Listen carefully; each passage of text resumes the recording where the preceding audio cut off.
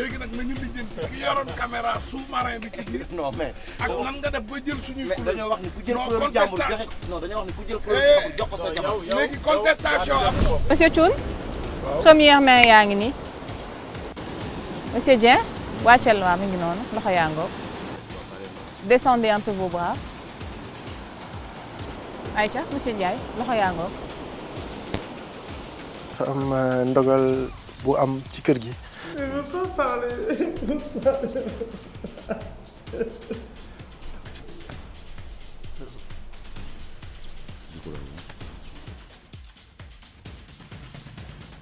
waaw mais nag mbiru suñu borom moo demee noonu boobu ba léegi ñu ngi fi nekk muy neex. donc te duñuy juger kenn tamit. important donc, voilà très important on ne juge pas et ku nekk ak sa niveau bi na toll rek am na loo war a yokk pour évoluer. waa léegi nag kan ci suñu couple yi moo nar a jël ndam li et remporter la cagnotte de 10 millions de francs CFA. fii ci Man ak Moom fii la lépp di xewe.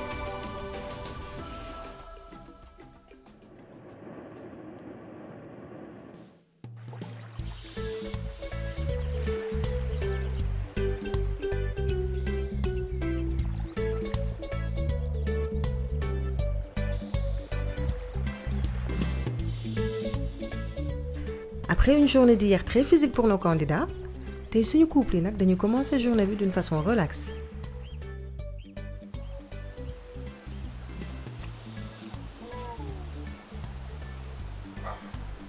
Fatigué.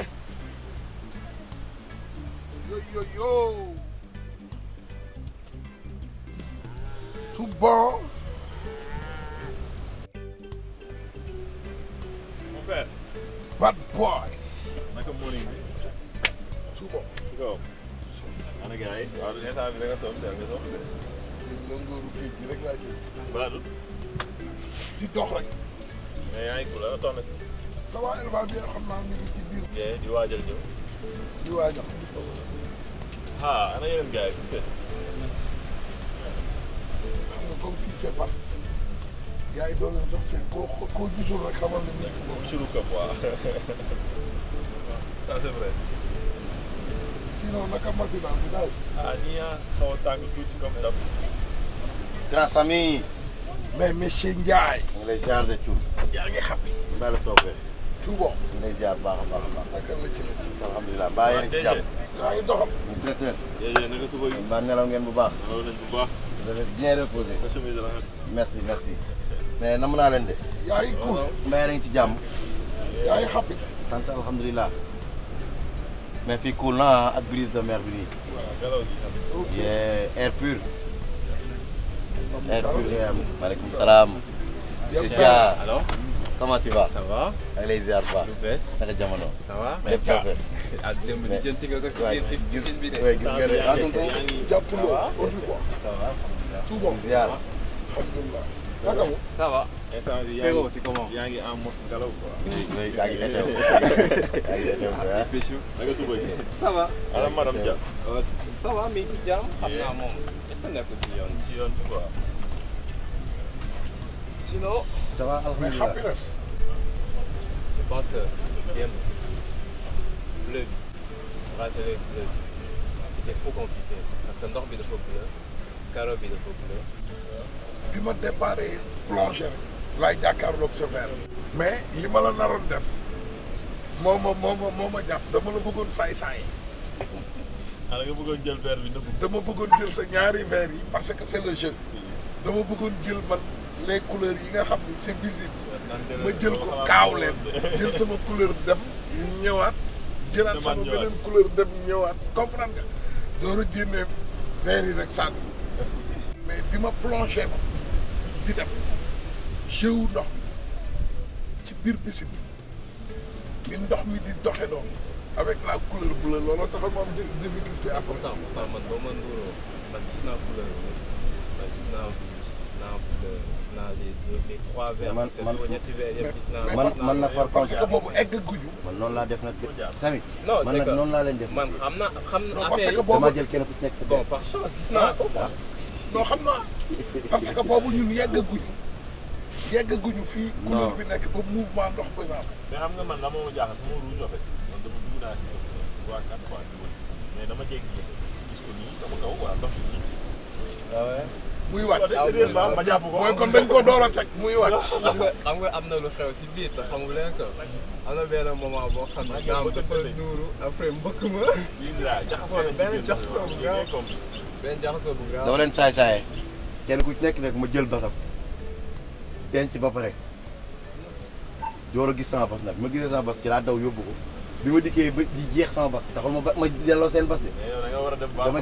dama jeex ba gis sama bas nag door a sànni nag seet ku ne benn door a daw nag. problème nag mi ngi door a am. waaw yow da ngay dem baar. xam nga lu tax problème bi door a am. ah mais jeu la non mais nag defal nag xam nga lu tax problème bi door a am nag. waaw. jeu bi dañ koy joué waat. ah mais pourquoi.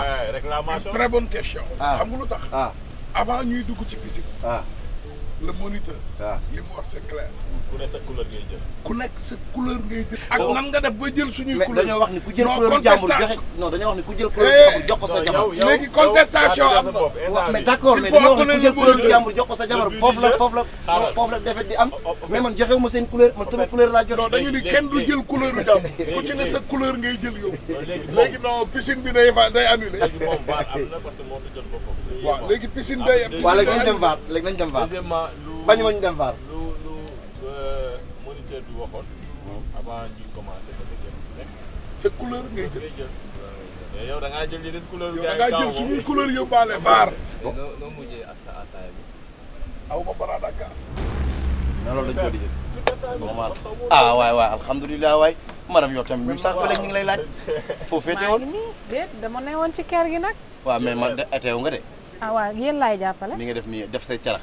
waaw oyofal ko rek. petaaw yi moom seen cosaan la. waa gis nga de def yëfi waa village Saraba rek. carax yi ak tengado bi ñoo ànd. waaw dama mooy ñibbi na kër maamam kii pël la boo ko xoolee rek xam ni pël la. ku mbii mi waaw mbii mi ah. même soow ma may la soow soo trouvé défi bi ma lay ñëw waaj a jox rek ma may la soow. wax ma défi bi lan. man nag nga may. nag yi fi romb tànn ci benn yaay borom. kon la waykat ba naan ardo lu la romb yaa ko moom. yaay borom ngoon dañuy barbecue. ah. miche bi. i déggal am na lu ma leen bëgg a laaj. waaw. yéen a ngi fi boobu ba léegi waaye waxoo leen ma nu ngeen gisee bërëb bi. mais bërëb bi neex pomme jaa ngi nii ak orange de clémentine bi jus yaa ngi nii. waaw. bërëb bi neex na ñoo ngi nooy air pur. oxygène bi waaw amul y a pas de pollution ici. waaw père dafa mel ni orange bi la taamu de. waaw parce que dama suba ba tey damaa yeewoogu. waaw te orange vitamine C la. waaw faw nga yeewu nag. en tout cas cadre bi c'est nice. waaw. baax na. waaw léegi nag xam nga lu ma leen di wax xale yi yéen rek dama leen di ñaar ndara yam leen ci banana ji ak soxna. ah père dafa mel ni da nga leen di siis nag. mais ananas ji ak papaya ji. maa ngi koy bokk. xale du lekk ananas xale du lekk papaya. waaw lu waral loolu. baaxul ci ñoom. falaa yam. banana bi moom en tout cas banana bi moom en tout cas. non monsieur Thioune dafa mel ni dañ ko war a summi ndax mi ngi bëgg saalit. non parce que affaire la papaya ak ananas boo ko boolee daam lu ci xew. en tout cas banana bi moom baax na. monsieur Diallo comme da nga xaw a sori. baax na ci pratiquement. waaw. man pomme bi ah bon nagam ku nekk am nga li nga ci taamu léegi dañuy jublu ci challenge bi. challenge pare ngeen. oui. ayca lii nag du sax challenge tey défi laa leen indil défi bi mi ngi tudd blind test su ngeen xamul luy blind test mooy test à l'aveugle negam yéen sopp ngeen lool seen jabar yi fu ñu leen fekk yéen a ngeeg soxna yi dañuy jàpp ne xam ngeen bu baax seeni soxna xam si jikko waaye itam physiquement principe du jeu bi nag bu ngeen xamee dëgg-dëgg seen jabar war na mën a yomb si yéen dañuy takk seeni bët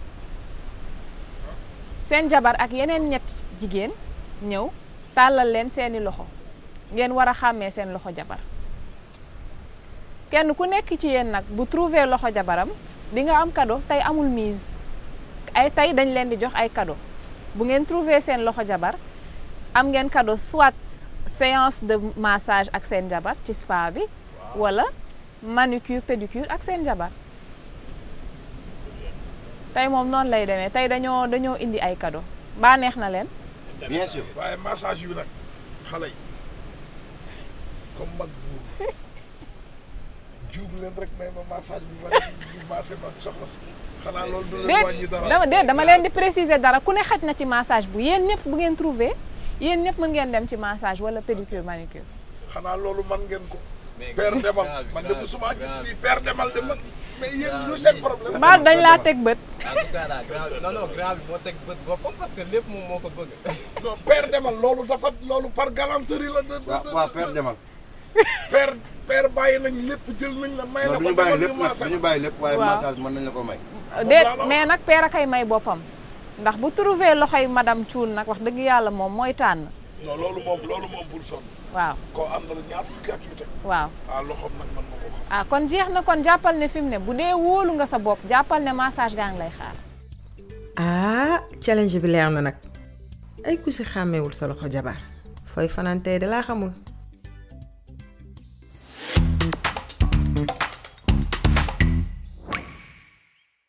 Bon, on va tout de suite attaquer le défi. Monsieur Thioune? Monsieur Thioune, c'est à votre tour.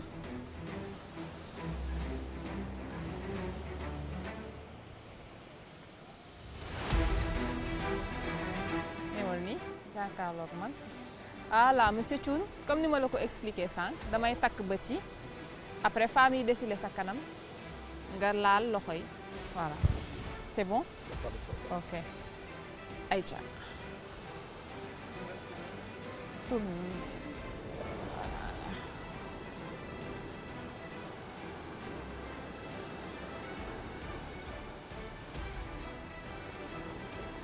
Voilà, tournez. Voilà. C'est bon. Les dames peuvent venir. Mesdames, première.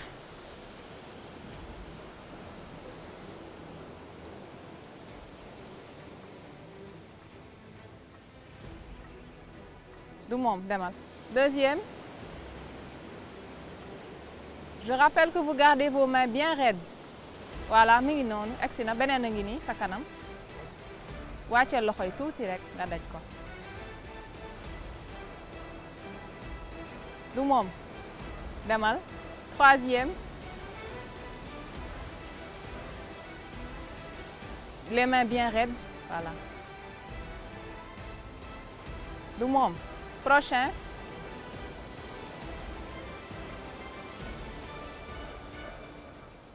Loxo yaa ngoog.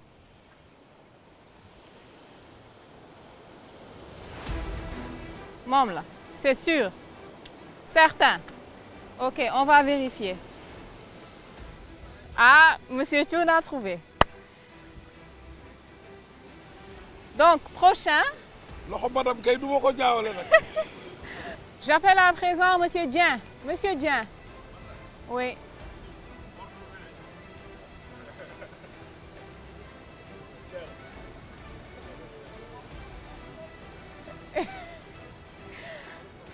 kon da ngay jël ay ñaan ni quoi. waa dindi lunettes yi. Aïcha. Tourne-toi. wàcca waaw wàccal kay. Voilà.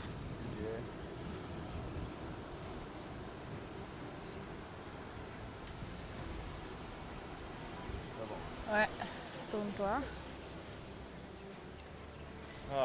Voilà, tu es prêt? I'm ready. Ok. Mesdames, venez. On change l'ordre de passage par rapport à tout à l'heure, hein? Aïcha ñëwal gaawal. Je rappelle que loxo yi vous les gardez raides, hein? Bien tendu. Aïcha tàllalal. Monsieur Dieng wàccel waa mi ngi noonu loxo yaa ngoog.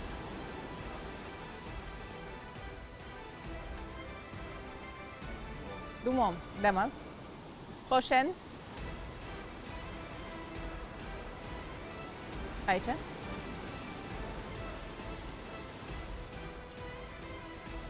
Du moom, ok. Prochaine. Les mains bien raides, Aïcha. Voilà.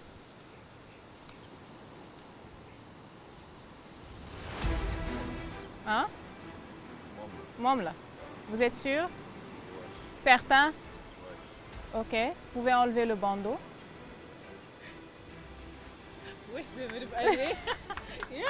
Bravo. Monsieur Dia a reconnu sa douce moitié. Vous pouvez aller. Voilà. Monsieur Dia, vous pouvez regagner la case des hommes. Hein? Bon, maintenant c'est au tour de Monsieur Dia.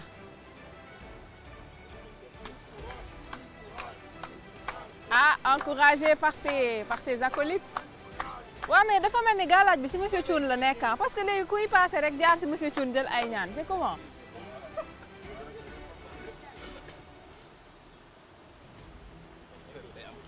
kon mooy kilifa gi de ah waaw on respecte allez.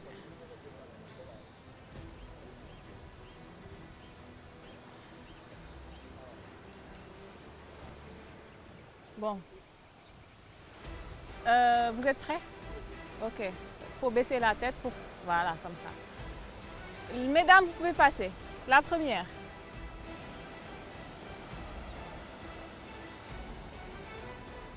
Tendez bien les mains. Tendez bien les mains, voilà. C'est bon, vous pouvez toucher les mains. Descendez un peu vos bras. Voilà. Ce n'est pas madame, d'accord. Par là, par là. La prochaine.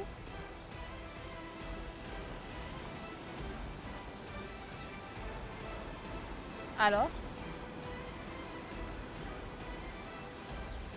D'accord. La prochaine.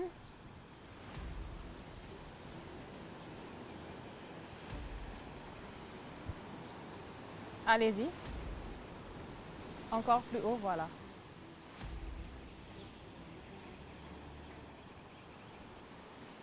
D'accord. Allez-y. La prochaine.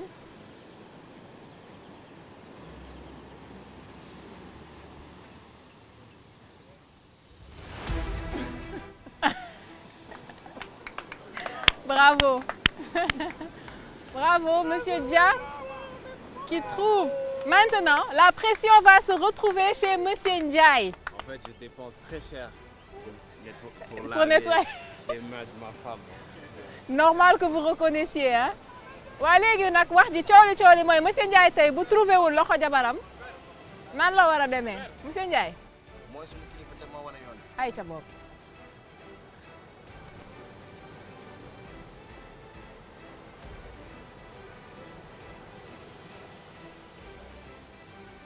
pare nga ay ca bopp.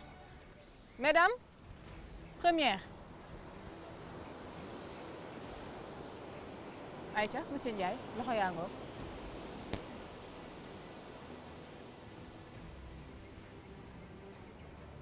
du moom. ku ci topp. tàllal loxo yi bu baax.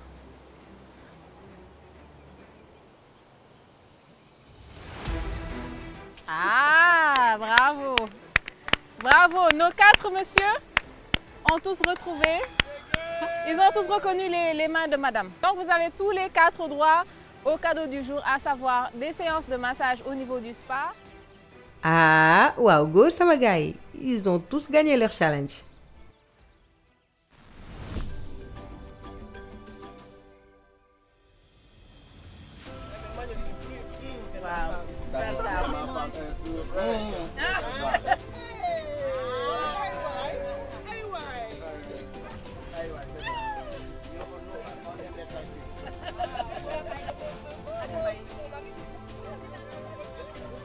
Ah, kon yéen a nekk nii di ambiance fàtte ni yéen a ngi ci compétition waa baax na nañ dem rek.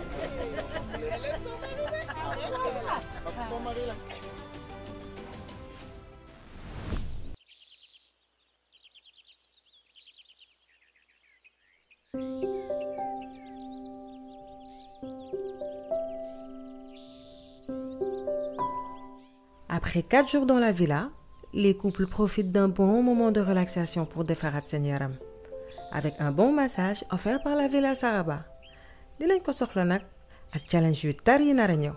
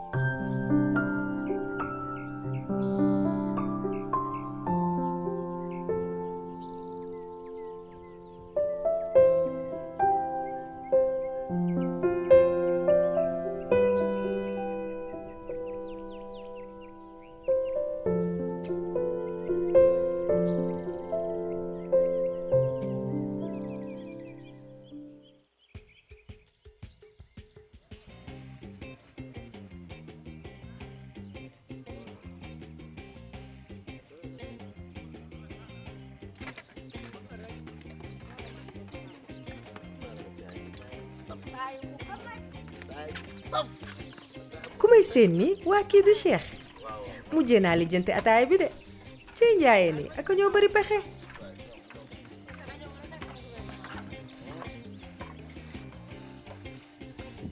gas baa ngi nii suukar see grand sami yeewul yow ñu def caay bu neex ni ataaya ataaya naara ko moom du tee wala fokk moom xaaral ma indi léegi Mouhamed café tubaab ko moom Mouhamed suukar lan koy fii lay toog naanee laa ilaaha illallaah du fi toog. Mouhamed sama kër gi kay yéenewuma ko nag. soo naanee léwal mu naan deux mais sama fii ko kër teg gi ni foofu mooy yéenewuma ko de. te naal xamal ñaari mbir de bombe ataaya rek lay def de waaw fu ngeen jaaree yéen. ñun fële lañ jaar te ñu jaar ne wii dama dem wër la fee fekk ma fa ma ne xaaral ma kor la fii ndax yow kër gi rek mooy xanaa romb leen ngaa la foofu muy witt mbuum. xaaral Mouhamed a mooy nekk garabu mbuum laa romb fii witt ci. mbuum ak baax nee naa ko da ngay def cere yi mbuum ngoon. ak baax yéenewuma ci Mouhamed de. Mouhamed de moo tax moom de Mohamed mooy mooy jamaale da ko xaw a rek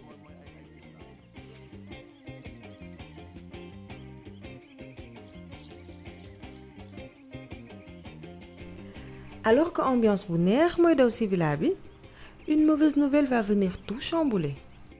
léegi nag man ce que j'aimerais bien savoir c'est comment eux ils vont le prendre.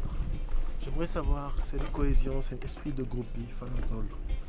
Bah, moi je pense que quand même, ces quelques jours ont suffi pour les rapprocher. J'ai vu une bonne symbiose entre eux. En tout cas, c'est ce que j'ai cru percevoir. J'espère bien. Am na si parmi ñoom ñoo xamante ne vraiment ils sont très empathiques. Et je pense que ça va quand même les toucher. J'espère.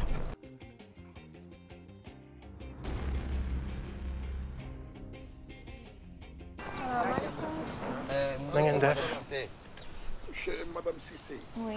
Yéen a ngi ngoonal. waaw ñu ngi ngoonal de ci lu ngeen nekk. Ça va. bien bien alhamdulilah. deuxième bi rëcc na leen de. ah wallaay wallaay. tardé nañ ko kay troisième dina am. ah mais toogaay bi rafet na nag. jotaay bi moom rafet na trop. Ça dépendra rek bu ngeen gagné challenge yëpp ma jox ko madame mu yóbbaale ko. Ah comme sama visage wane na ko moom damay bàyyi monsieur Cissé rek wax leen nouvelle bi wàcc ci kër gi tey. ngi sant yàlla nag waaye am na naxar ak tiis bu wàcc ci kër gi. waaw mbaa jàmm. waaw couple Dia ñoo am dëj. nekk ci nakar. seen benn xarit bu leen jege lool moo ñàkk bakkanam ci bu muy jur doomam. te seen wëllëre benn bakkan la. wallaay doom ji mucc nag waaye moom wuy dina boromam. ñoo ngi seen nekk. ñoo ngi seen nekk. kon loolu bi ma génnee léegi la. Dia jug leen. acca nañ leen jóg ba ndax lii moom ci yëfi jaaxaan. góor ñi nag jóg nañu sol seen dàll tout naturellement pour aller voir Djibi ak Yassira ngir masawu leen ci tiis bi leen dal. man saa ma arrivé sama jabar ëmb na ba war a am doom yàlla ñëw ak dogalam jël doom ji bàyyi ko fi muy benn ñaareel bi mooy awma doom bu góor man ak sama jabar te bébé bi dem góor la woon foofu mettit yam na ci man parce que ku suul sa yaay suul sa papa suul sa doom lu yàlla mën a teg doomu aadama ci mettit foofu la mettit mën a yem.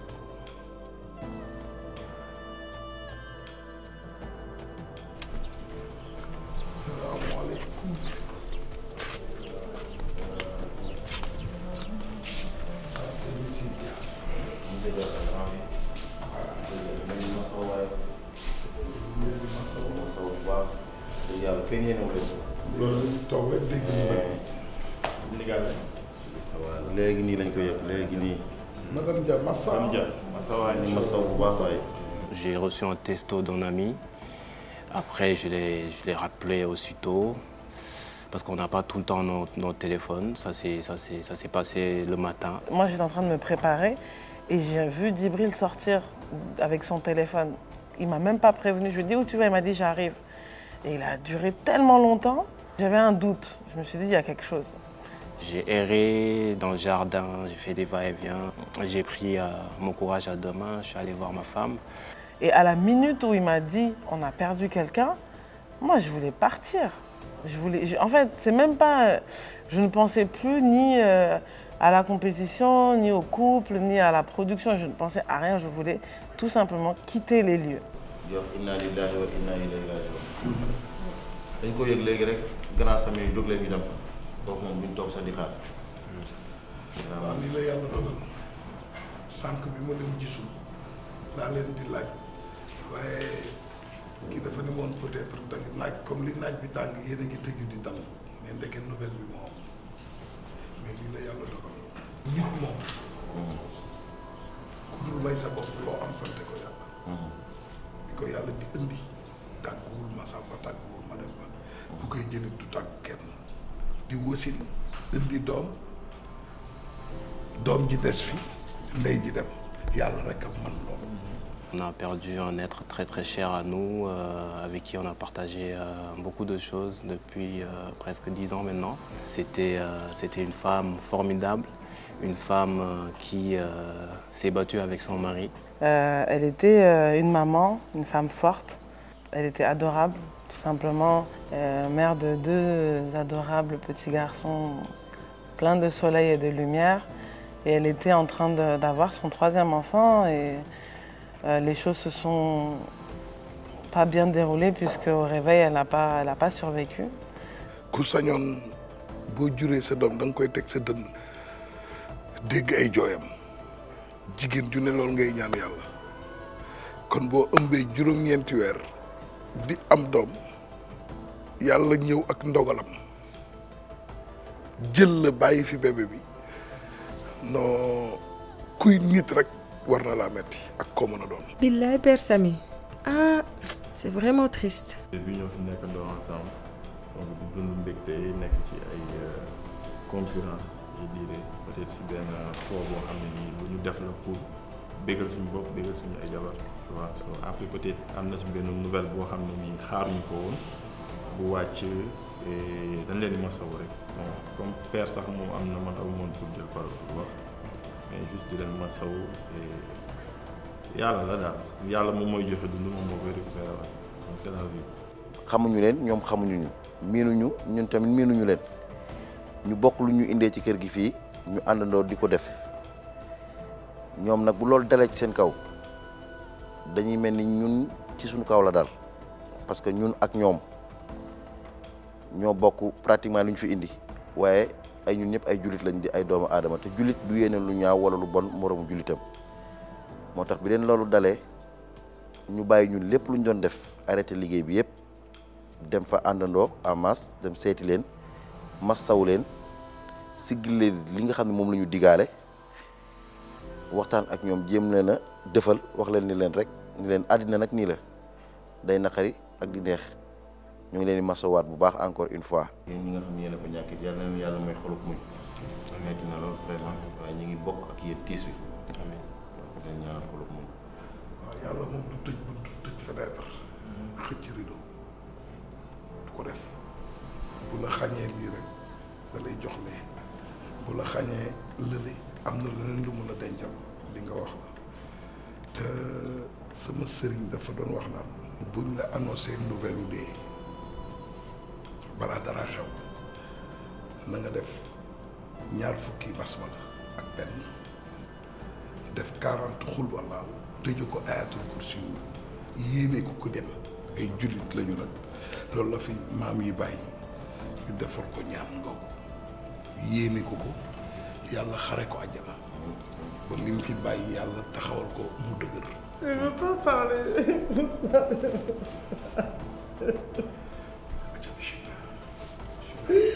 Je veux pas faire semblant.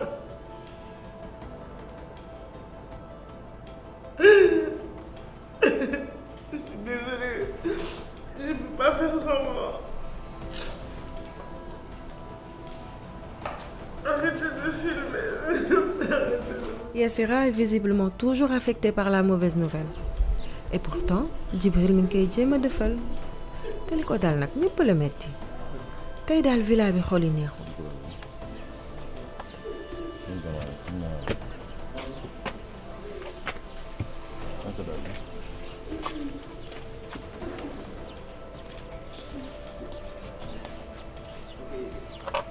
waaw mais xam nga boo nekkee ak ay xale ñu gaaw a jaxasoo mag li ñu naan mag mat naa bàyyi ci réew moment yooyu rek la xol nag laa yor comme xale yi ndax jooy naa am naa lu ma metti trop mais il y a de certaines choses yoo xam ni doo ko def ci kanamu xale yi parce que li olof Njaay naan kuy jooy mënta nax kuy jooy.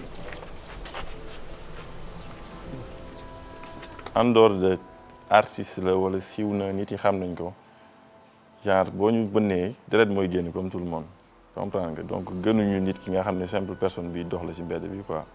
après peut-être rap bi ñu nekk wala musique bi ñu nekk showbiz la quoi am na yenn casquette yoo xam ne nii da nga koy wane parce que showbiz la da ngay def lii da ngay def lee mais ça ne veut pas dire que ne réellement au fond genre nit boobu nit yi di yaakaar nga la au fait comprendre nga. D'habitude tamit faut savoir jouer le jeu ça fait partie du game après ay nit lañ ay nit lañ nit kese laa damay jooy comme ñëpp damay am lu ma metti comme ñëpp damay kontaan damay nekk ci mood yoo xam ne du ma bëgg a wax ak kenn parce que je suis une personne normale. Yeah. Malgré la compétition couple yi wane nañ ni que lu dal Lydia ñoom ñëpp la metti.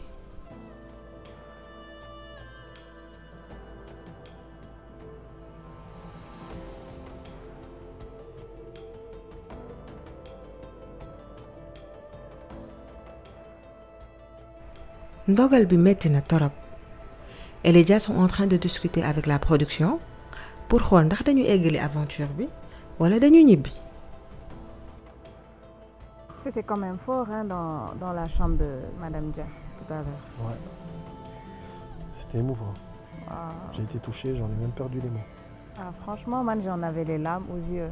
De voir toutes les autres candidates comme ça aussi touchées par sa tristesse. Ouais. Moi, ce qui m'a plu, en fait, c'est le fait que Boulen Dikoy annoncé, ils se sont tous levés d'un coup, ils ne se sont pas posé de questions, en fait. Ouais. Donc, ça veut dire que cohésion bu doon wut ak ànd bi. am na. Maintenant, ils l'ont. C'est ça. am nañ xol comme ñëpp, on ressent des choses comme ñëpp. Et c'est pas facile de voir une personne souffrir yow nga nekk ci mbégte. Même boo nekkoon ci mbégte sax doo ko wane en fait. Parce que tu essaies vraiment de te mettre à la place de la personne, jéem a yëg li muy yëg et puis genre on est des humains quoi. C'était pas facile du tout. Et que amoon na lu ko metti ñu taxawu ko comme il se doit parce que mis à part la compétition ay nit lañ. Alaaji Ibou Sakho mu baax mi dégg naa ko mu ni am naa garabu dee ñu ne ko mooy lan mu ni mooy bañ a judd. doon maa ñoom mën nañu continuer compétition bi te bañ a arrêter. li ma koy conseiller en tant que jullit en tant que son frère en tant que magam mooy bu mu dem parce que kër gi miin nañ ko xam nañ ko li war bi yàlla defee ndogalam bi li war def na ko li ci des mooy di jéem a ñaan te kii fii soxna si bàyyi ñoom ñu jël seen ay responsabilité ba bu mu jooy yaay bu mu jooy bàyyi. timis baa ngi waaj a dugg ci Villa Saraba tey nag challenge yu ñu naroon def dañ ko mujjee annulé ndax li xew ci kër gi waaye dajale nañ jigéen ñi ngir ñu waxtaan ci lu am solo teewul itam góor yaa ngi seen roxo di waxtaan seen biir. toogaay bi jekk na waa Dieng Sala. gis nañ la merci beaucoup. yéen laay jàppale de. waa ni nga def xeeboo ko yéen ngoon ngeen di bañ de. daa mel ni da ngeen di rakkaay. man yaay ji ba ni nga def xeeboo ko. déedéet di la jàppale rek. man de rëccu naa dama teelee juddu. ni nga def. di nga may madame Dieng lu mu wax de. dafa mel ni fan yi doomu bàjjen la jàppee daal. sa Isawara neex na ma. Isawara la tudd. noonu la tudd. man mi di ko bëggoon tuddee ngaa la. déedéet Isawara ndax dama cee sañse woon. kon baax na ma topp la rek. démb moo ñëwaat. loolu am na. def nga ci àdduna ki ci biir lu ne. dangaa yàgg fashion nag madame Thioub. loolu am na moom man neex mu ko bëgg. Maam Boy. Maam Boy nga koy wooye def na ci lu ne de multicolore bu ne. kii de du Maam Boy. kii sori na Maam Boy de. man mi ci xale. Maam Boy moo ñu gën a jeune de. bëgg maa def maam. gis naa loolu. duma ko nangu de. yi ñuy def nga ci bëgg waaye doo ci daal de. waa ma laaj leen jot ngeen gisanteeg madame Dia Yassira. waaw si. alors nu ngeen dundee kii bi waxtaan beeg moom nu ngeen ko gisee.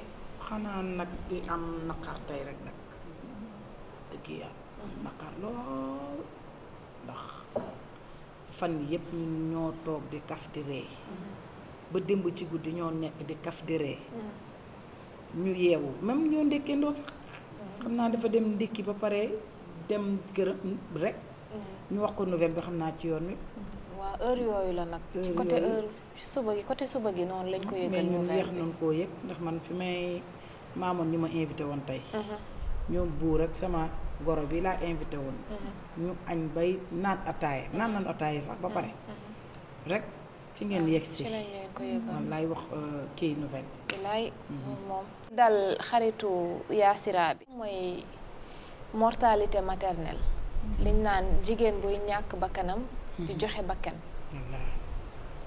kenn ci yéen est-ce que mës na xam walla mu am mbokk boo xamante ne mës na ñàkk bakkanam ci wasin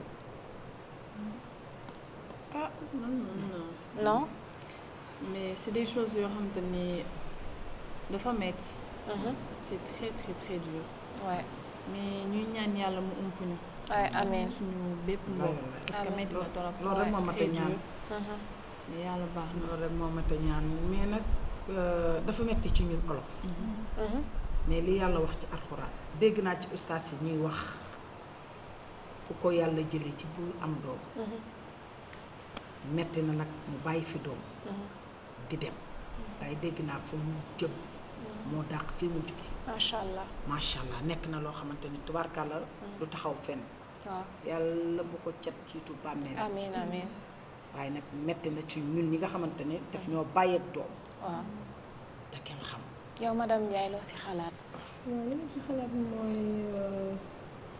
di ñaaxaat sama mbokk jigéen ñi bu ñu nekkatee en état de grossesse di toppatoo seeni visite di jël seeni fer di bàyyi xel seen état de santé parce que loolu dafay arrivé des fois man sama accouchement dama amee woon diabète gestationnel mais diabète gestationnel diabète gestationnaire waaw dama ko amee woon mais alhamdulilah mun na ci génne ak jàmm moom mi indil césarienne mais su ma ko su romboon 37 semaines yi rek mën na la indil complication yoo xamante ne nii du la neex mort fœtale da ciy am leneen ak leneen da ciy am donc sama mbokk jigéen mu nekkati en état de grossesse nañ di naan fer di déglu conseil gynéco ak sage-femme yi lépp lu leen tere rek ñu bàyyi ko. c'est vrai que li ñuy wax aussi mooy ni que d'habitude jigéen bu nekkee en état rek dafa war a sóoraale ni waxtu wasin bu jotee am li ñuy faral di wax mooy ni am na 50% de chance mu dund am 50% de chance mu dee loolu tax ñu naan dafay nekk diggante dund ak dee mooy li ma la wax sànq kon ñi nga xamante ne amaguñu doom amaana xëy na loolu bu duggee seen xel dina leen tiital yow ça te fait pas peur madame Dia yow mi amagul j'avoue que ça me fait flipper de ouf mais bon dañuy bàyyi lépp ci loxo yàlla kese parce que sàkkuñu suñu bopp c'est vrai te aussi doom bu ñëw du la tàggu donc dañuy ñaan yàlla mu doon li gën suñu et puis ñu am ko ci jàmm ak salaam amiin amiin amiin liñ naan ndogal moom kenn du xam fu muy jibee kenn tey ñëwul monsieur Cissé moom mu ngi ak gars yi instant yi kan moo man kay ñu ngi ci acca moom dañu newul acca daal ça peut basculer à tout moment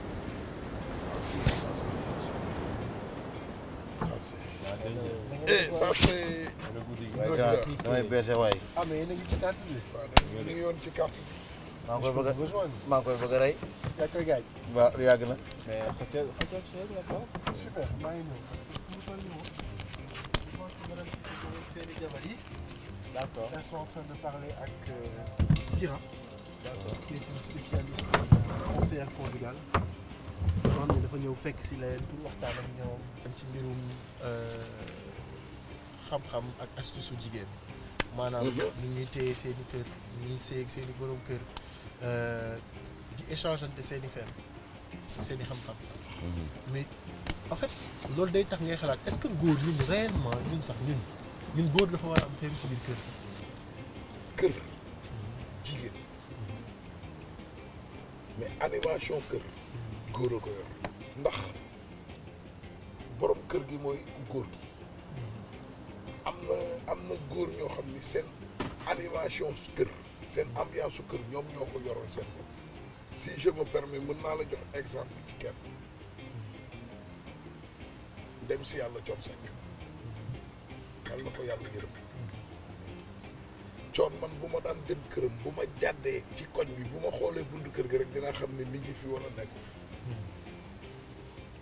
ndax moroom waxumay doomam mais xaritu doomam yëpp moo leen daan kaañoo moo yoroon animation kër gi bokkul ak borom kër yooyu nga xam buñ duggee ci kër gi ñu ni le lion est là ñun yaruñu ñu ci loolu. ah kontaan naa seen invitation bi. ñoo la gën a kontaan bienvenue à la Villa Saraba. merci. donc ñii ñooy suñu candidates yi elles sont 4 nag. oui mais kenn ci ñoom muy madame Dia Yassira dafa am dëj malheureusement meilleur ami wam moo ñàkk bakkanam en accouchant. donc loolu moo ko affecté ba bon elle n'est pas trop sûre de pouvoir participer à la discussion peut-être que éventuellement au fil de la discussion mën na ñëw mais on n'est pas trop sûr donc on s'est dit que dañuy permettre les 3 autres muy madame Dieng madame Thioune ak madame Ndiaye ñu mën a toog échanger ak yow sur leur vie de couple et voilà. maa leen di nuyu bu baax yéen ñëpp. ñu ngi lay fay kontaan naa vraiment ci nekk fi ak yéen partager moment bu mel nii. oui ndax dafa neex di toog avec les femmes yi xamante ne dañu bëgg a góorgóorlu ci seen mariage. waaw ndaxte tey moom nee naa jigéen moom bu bëgg a sëy bu bëgg ñi ràññee la dana war a foo toll rek di yokk sa xam-xam di yokk sa mën-mën. di ko doxalee bañ tàyyi. ndaxte nit ñëpp jigéen ñëpp am nañu feem. jonge nañu mais dafa laaj plus ne yàgg ci sëy ne yokkaat sa source et ku nekk ak sa niveau bi na toll rek am na loo war a yokk pour évoluer te tey loolu mooy charme bi parce que yéen ñett defe naa ne bokkoo leen année de mariage voilà tu as combien d'années? Bientôt 1 mois. 1 mois. Elle est en pleine lune de miel moom. exactement mu ngi ci lune de miel am xam nañ kii moom lu neex rek la gis ci sëy bi gisul dara gisugul problème sëy madame Thioune. ñaata année de mariage. ci olof. xam naa ne ëppal naa ñaar fukki at ak juróom-benn. 26 ans en tout cas damay admirer les femmes qui durent ci sëy yi parce que ku yàgg ci sëy rek fekk na fa lu nekk. ci traversé na ko. dëgg la macha allah. mooy l'expérience ko laajee dinaa la ko wax. ndax maa ngi ci doon waxtaan ak sama rakk yi ñoom ñii ñëpp ma fi fekk ma seen comportement maa ngi naan leen da ngeen di xale rek.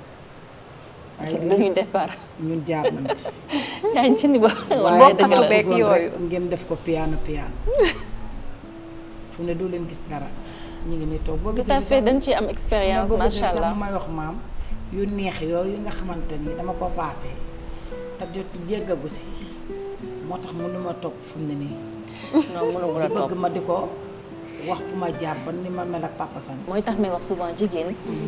du lal rek na war a jàng. biir néegu sëy dana war a mën gérer kër. gestion du question jox nañ la 300 000 francs entre tes mains. ngay jël di dépenser rek ba mu jeex. su jeexee na ne ko joxaat ma encore jeex na déedéet. 300 000 francs yi leen dénk.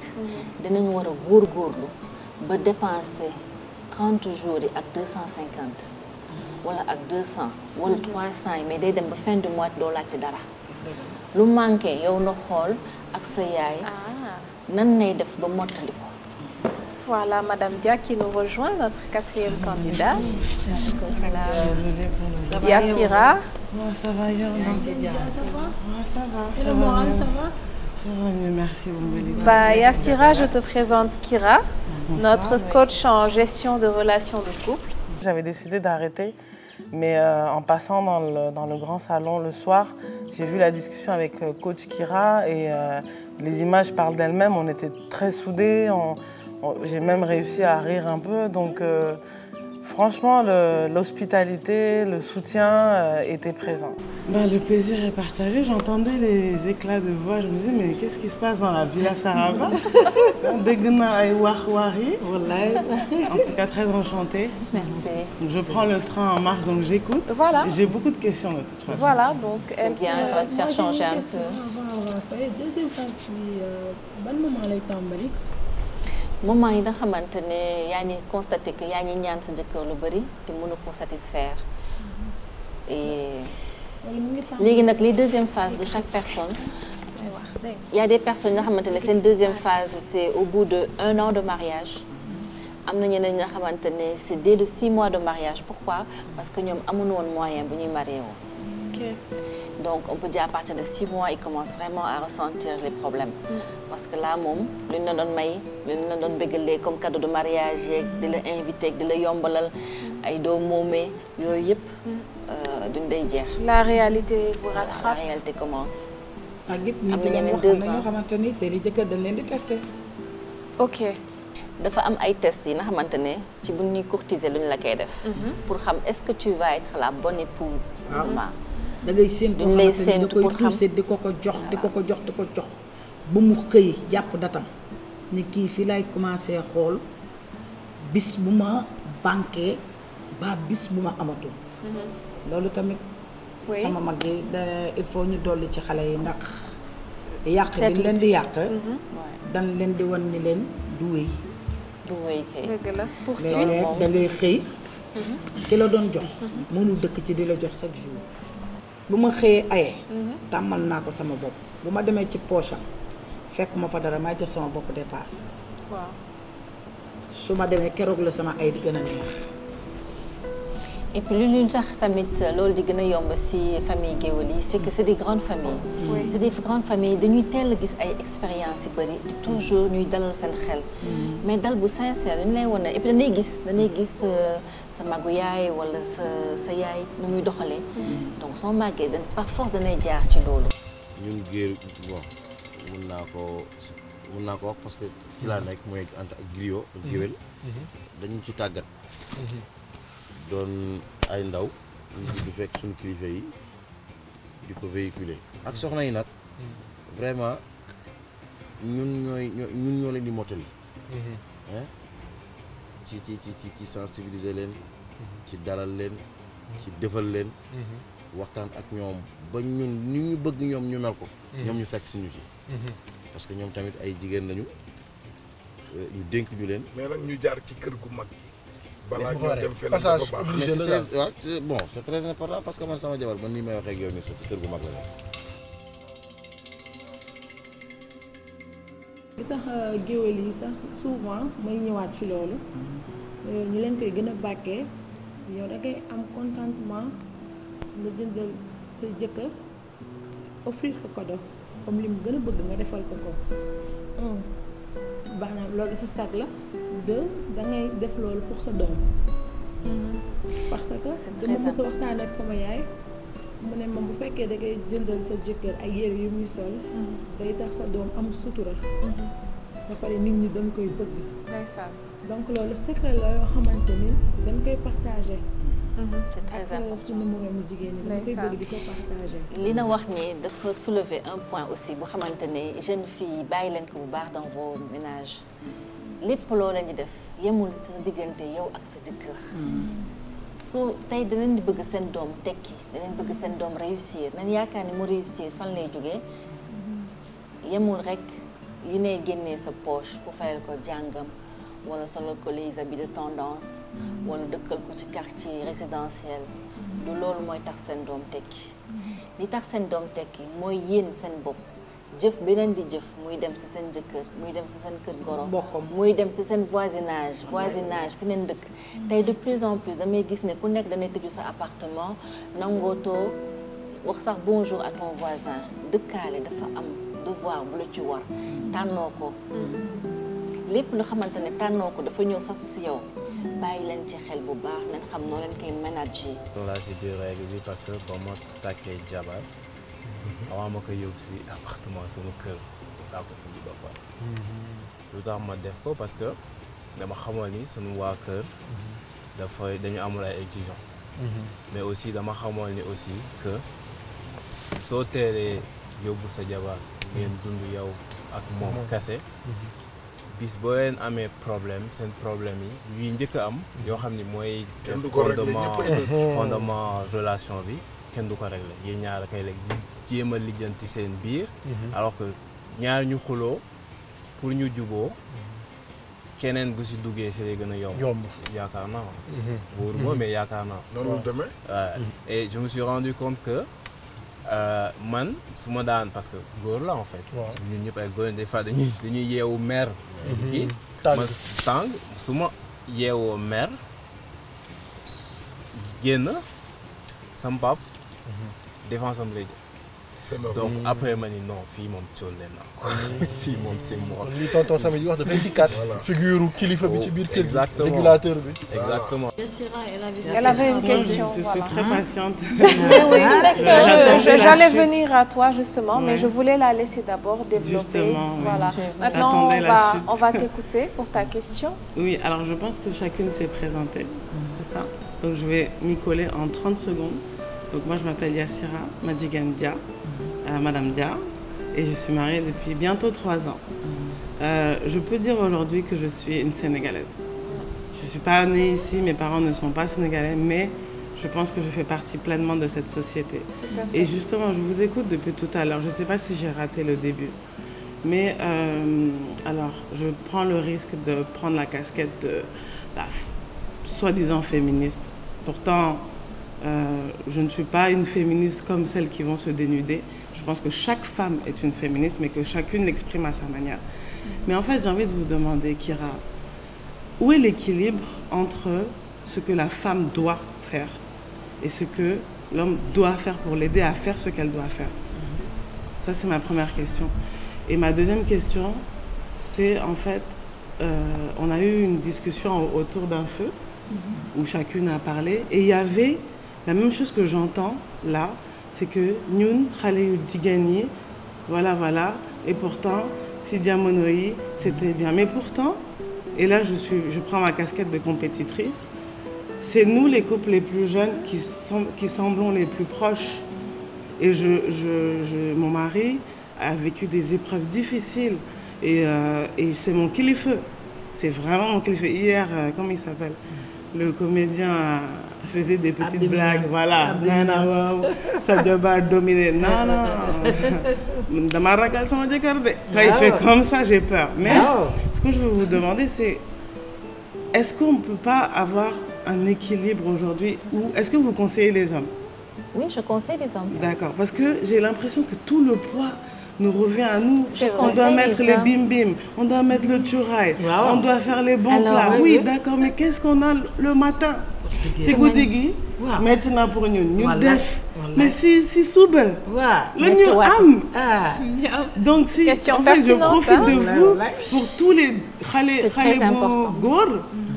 Il faut que eux aussi ils prennent des dispositions et qu'ils soient... Voilà, en fait, c'est cette discussion-là que je rêvais d'avoir. C'est un peu l'impression que nous endossons tous les rôles, en fait. Et que c'est jamais suffisant. Et je finirai par là.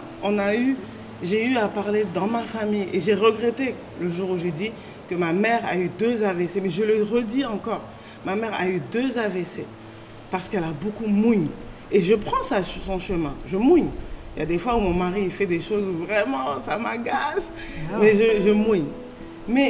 Mais c'est difficile aussi et on a besoin, c'est comme si on avait un câlin. J'aime beaucoup ce que tu développes parce qu'aujourd'hui c'est un problème majeur et ça tant qu'on ne l'a pas compris, on ne peut pas progresser dans le foyer.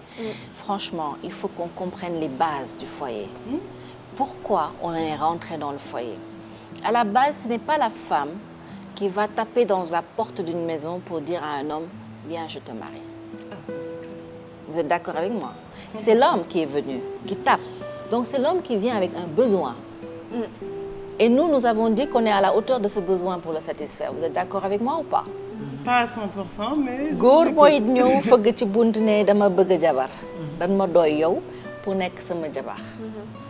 Ça veut dire qu'il te prend toi comme épouse. Tu dois t'acquitter de ce qu'il attend de toi. Quand c'est la femme qui va se lever, parce que ça arrive aux femmes qui divorcent et qui se remarient ou qui ont dans l'âge de 45, 50 ans, quand elles refont leur vie, souvent, j'ai l'impression que c'est elle qui porte le pantalon parce que c'est elle qui va vers et souvent même, il y en a qui vont donner la dot à un homme. Mais c'est à des âges très avancés. Mais pas les jeunes comme vous. Les jeunes comme vous, c'est l'homme qui vient, qui tape à votre porte. Je pense que la différence est que les femmes ne s'attendaient pas forcément à de la reconnaissance de la part de l'homme parce que leur plus grande attente en se soumettant de cette façon à leur mari, leur plus grande espérance c'était d'avoir des enfants yuy barkeel, des enfants qui réussissent parce que tarbiyu nañu seeni jëkkër. Les premiers, la génération qui ont fait 30 ans, 40 ans de ménage. Voilà, eux, je me dis que au départ, dans leur ménage, on leur a vraiment fait comprendre que le mariage, c'est pas juste pour de l'amour.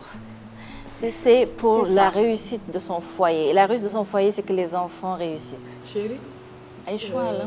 sa doom yi neneen dafa am loolu la bëgg a laaj. dama am seen laaj du doy. dama bëgg am 2 questions. waaye nag nii baax na xale buy laaj baax na. dama bëgg am 2 questions.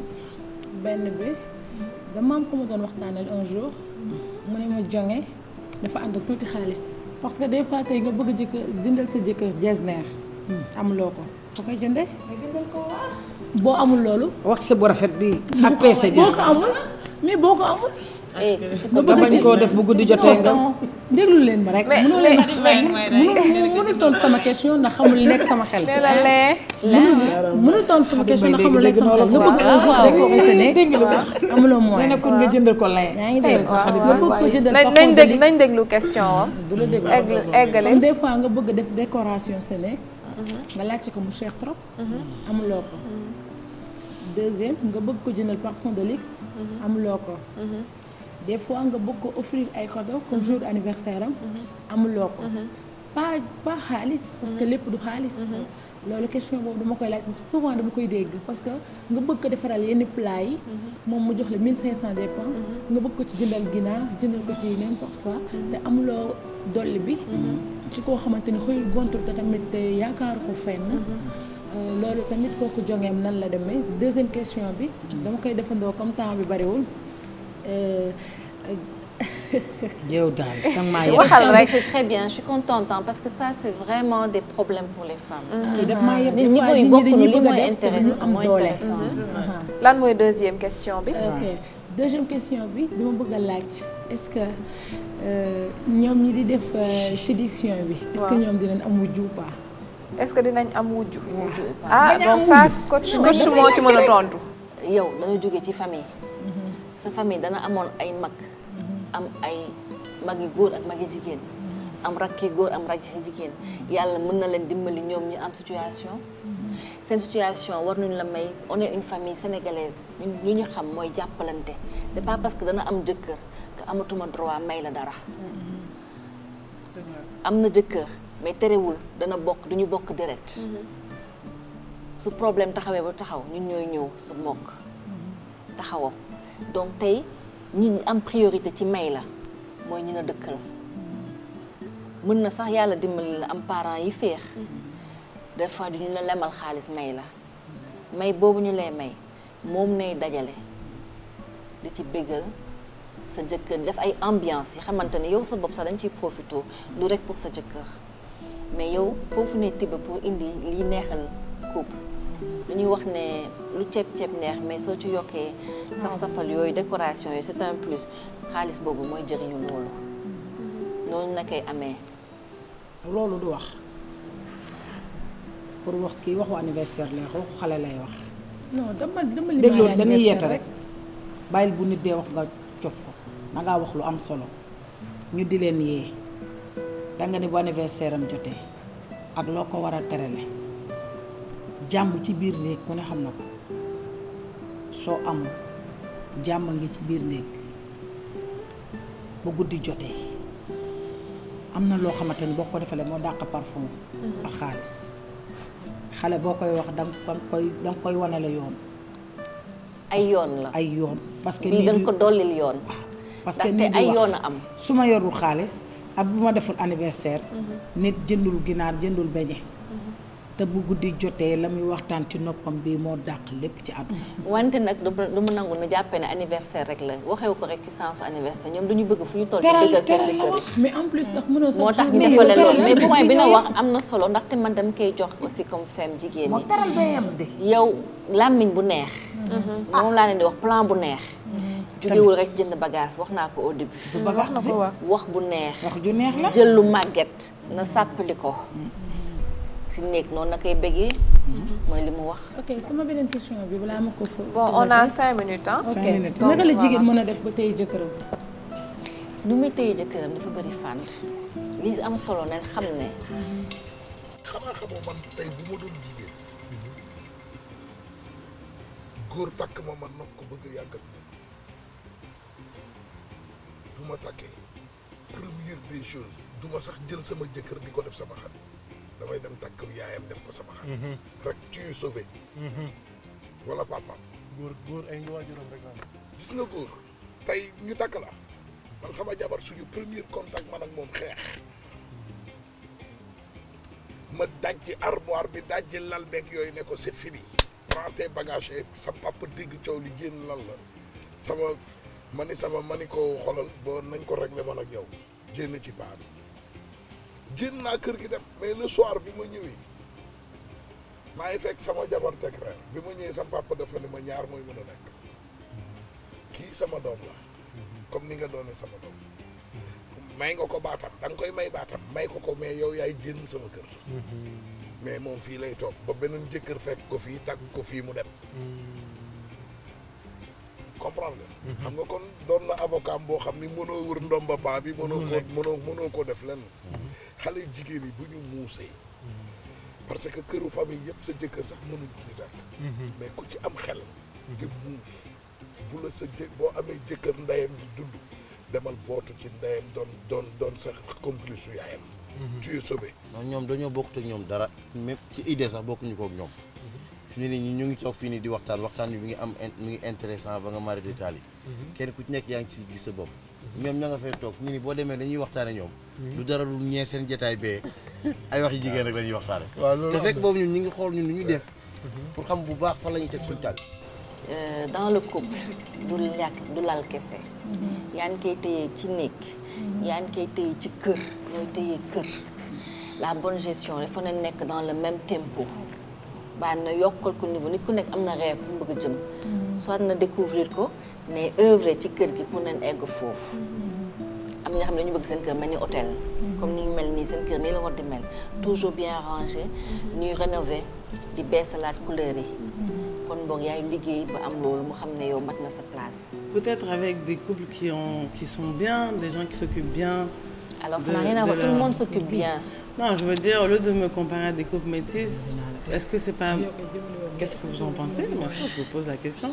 De se comparer à des couples qui, de manière vraiment unanime, ont réussi à dépasser des choses, et donc qu'ils soient métis ou sénégalais ou les bouts, enfin...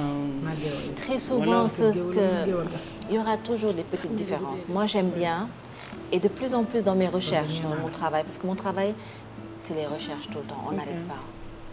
On n'arrête pas. L'être humain, c'est un univers de découvertes, de choses extraordinaires.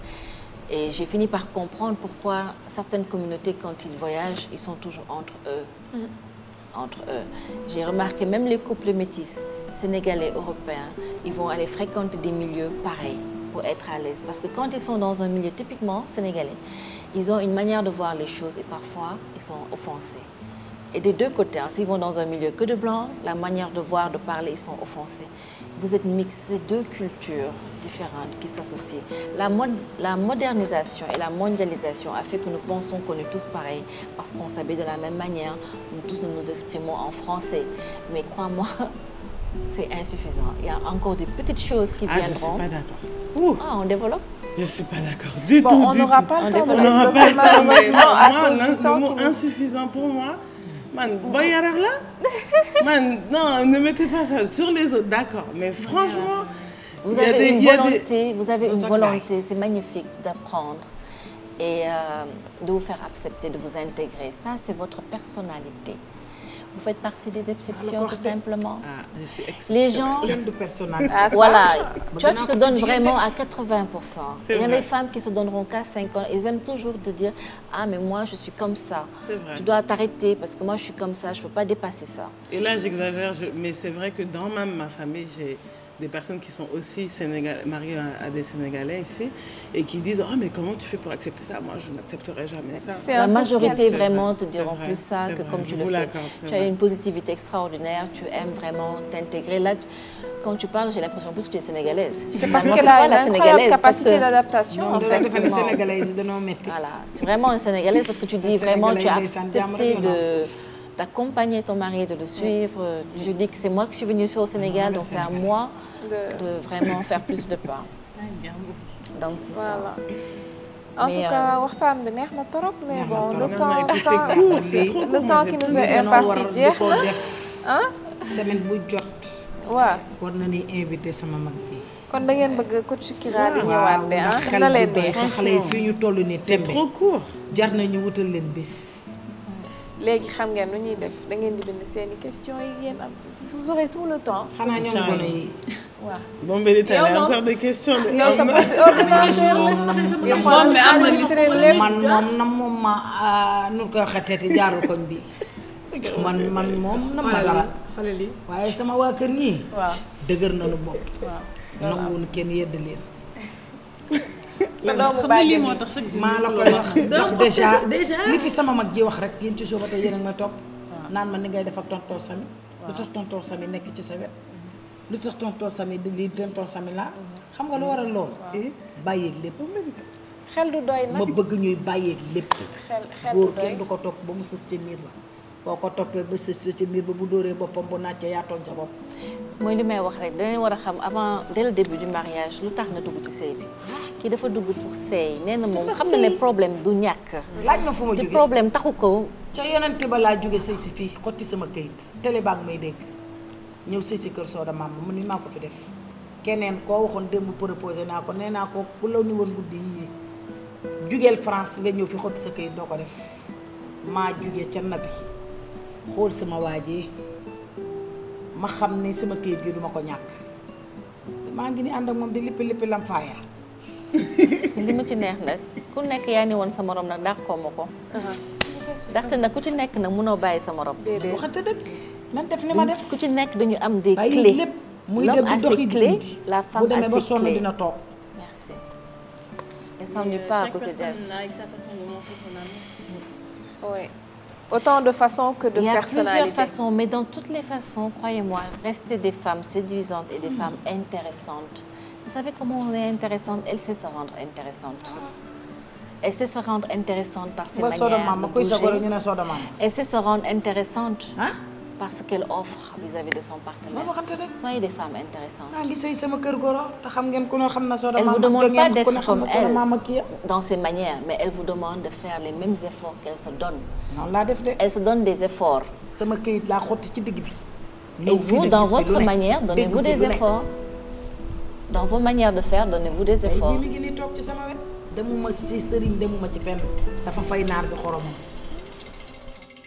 Bon, man en tout cas maa ngi leen di bàyyi. mais bala nga ñëw bàyyi. xam nga jigéen du ñun dañuy toog. jigéen du digal jëkkëram dara. non toog leen man maa leen di fekk jigéen du digal jëkkëram dara lu koy gaañ. bu ko bëggee. lu mu ko wax rek bu ko jëkkër ji defee mën na ci am avancement. loolu am na. te maman Soda Mama dégg naa ko wax ju am solo. nee na sëy làmb la. yaay jëy bàkku. waaye doom jaay bëri. demal nga jëli jigéen ji te jóg. dégg naa dëgg. jërëjëf gars yi ma dolli la ci xanaa xamoo jigéen bu la bëggee du la yàqal sa dara. dara. loo yor mu sàmm. góor daal leen rek la jigéen war a xam ci moom. li muy fayee ko weer. mais ma tegoon ne partage ci la bokk. bu ko xamee nga yàqu. eggul foofu. à tout à l'heure. mais gannaaw dama laa doon dóor yi métti. mais waxtaan wi yàq na carte gi waxtaan wi yàq na carte gi mais am nga sax. daam est-ce que duñ dem nga wan ma son yi ma war a déglu. waaw ñu bàyyi la nag seen non mais nag kaay ma la benn affaire ci sa contexte bi nga nekk nii kenn du la ci jëlee waaye dund tubaab ngay dund de. non même pas dund tubaab ngay dund de. man jibi monsieur kii Cissé moo wëcc la tax man monsieur Cissé moo tax mënu ma la wax dara. yaa ngi ci yoon nag te it am nit ku am vision nga ku ko xamante ni ku la jàppale ci wàllu ménage ci lu bari vraiment nga réussir ci nga réussir ko à 100%. mais dafa am yoo xamante ni. non tubaab la. non da ngay ni soko soko. non kaay ma xaaral soko day ñëw. xaaral ma wax la gis nga xam lu tax dund ma dund tubaab. waaw non tubaab ngay dund parce que ba may. takk jabar. tubaab ba ma wax. ba may takk jabar. waaw lu ma def. si culturellement. pour am sama jabar. man romb na sax. culture bu am fii xam nga lu la ci dugaloon romantique. non attends livre la romantique la ci romantique la ci ak nof sa jabar ak nof sa jabar baa ma expliquer la xam nga mënoon naa ko bañ a def parce que tegoon nañu ay conditions yu bari yaa ak moom waaw ak njabootam mais j'ai préféré def loolu parce que moo may sigil moo koy sigil et puis beneen affaire mooy lépp lu may def si même sama liggéey si culture bi laay liggéey mais man ni ma comprendre culture bi xaaral ma wàcce premier voyage ba xaaral ma wàcce da nga bëggoon a wan papay sa papay jabar ne ko sa doom laa bëgg si un homme bien d'accord moo tax bi nga delloo yow ku la ni woon da ngay def Dakar Kidira di nga ko dox mais Tamba di nga fa jaar di nga jaar Louga fu ne di nga fa jaar di nga ko def parce que homme de défi nga loolu lañ gis ci yow. ñu en tant que ba pare teg ci homme de défi boobu da ngaa romantique xam nga ñoo dëkk ci kër gi gis naa la. yaa raw. Darmendra. waaye man catégoriquement. dama ko bañ. duñ ma tëkkale ak tubaab. non c'est une façon de parler rek. mais xam na ni yow doo tubaab tey jëfoori tubaab yi di jëf. mais dañ doon am gis nga ma fii gis naa li ngay jëf ak mais romantique bi nag ñëw na. grand yow romantique ko yow grand sax romantique waaw léegi boo teeloon nangu nag wax bu bëri léegi boo teeloon nangu nag kon coori fii la fee waxal romantique na wala romantique moo la gën a romantique sax moom mi nga xam ne lu mu woy jabar jee ko aw moom dinaa wax moom Collé lu tudd jabar ji tudd Seere gis nga luñ la tooñe ci sa njaboot nangu luñ la ci tooñe daa nopp jabarama daa bëggi doom luñ la ci tooñe nangu ko parce que xam nga lan moo tax loolu mooy sagam surtout que sax Dakar ragal xam nga tey boo demee ba ni ràpp sa buntu tëj ko yaag sa soxna rek nekk ci biir néeg moom dina xam ni ragaloo mais cër ku ko dul joxe doo ko am nii ngeen def bu leen ci dara jëli kola dina dañ nag dina jeex de mais dana jeex puis on vous comprend parce que c'est le début mais dana jeex de boo xëy surtout que sax yow mi nga xamante ni da nga ambitieux sa bët bi yaa ngi koy moo tax dana jeex yaa ngi bëgg ay projet yoo xamante ni yegg seegul non romantique bi du la arrangé des fois faaw nga xaw a non day am contrat ba yàgg dikkaat day am contrat Dubaï sax madame am contrat Chine ngeen war a toog benn 6 mois du ngeen gisee. mais yooyu waxtaan nañ si depuis le début. kon yow daal yow si lépp da nga ko teg ci waxtaan. waaw day waxtaan. waaw mais nag c'est bien de planifier am na solo. waaw kon baax na yàlla bay si tool yàlla mooy indi ay. mais communication c'est trop bien. li ngay def baax tant que yaa ngi koy def nag doo juum. wala bëgg tant que ñoo ngi koy def parce que ñun ñëpp ñu ngi. parce que xam nga lu tax ëllëg nit mën naa ñëw ci madame ne ko monsieur Gali bu toogee tranquillement xalaat dina ni lii xam nga yaa ko def wala defoo loolu tax communication baax après man nag damay sàcc wax la man jàpp nañ ma 7 fois xaw ma 8 fois semaine la laal